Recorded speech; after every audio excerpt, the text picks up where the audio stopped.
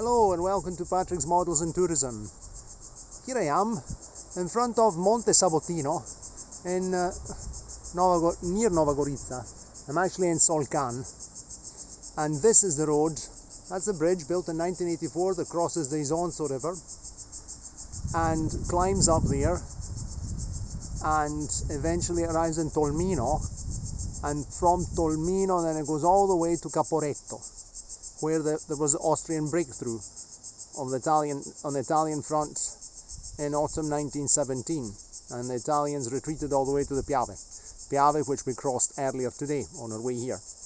There's Caporetto, and then from Caporetto you go to Cividale del Friuli, another very interesting place, which was the first settlement of the Longobards in Italy. So this is Monte Sabotino, and General Badoglio, who signed, he's famous because he's the one that overthrew Mussolini, was part of the people who overthrew Mussolini, and then signed the armistice, the Italian armistice on 8th of September 1943. He conquered Gorizia in 1916 using the same strategy, encirclement strategy, that the Germans and Austrians used in Caporetto. And he was given the title of Duca del Sabotino, the Duke of the Sabotino. And there, behind there, that's Monte Santo over there, and the sanctuary on top. And in all these years of coming to Gorizia and Nova Gorica, I never came as far as here. It's all very close. So for me, there's that exciting moment of being somewhere for the very first time, which is something I always enjoy incredibly. So there we go. Now we're going to go back into Nova Gorica and have a look at the ex-engine shed, which is now a shop, and then we're going to go and get some burek for tea or dinner, whatever, and then we'll be gradually heading back to Padova. Of course, we're in the regatta. There it is at the end of the row. There's one at the border. There's a monument to Slovenian independence, probably over there. We saw another very nice monument to the partisans as we came along.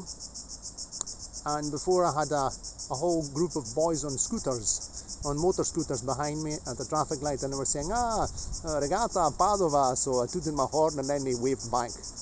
They appreciated the old car. So it's the oldest car we've seen on the road today, as usual. Okay, very well. So cheerio, and see you next time from this corner of Slovenia and Italy, which is very rich in history. And there's another curiosity.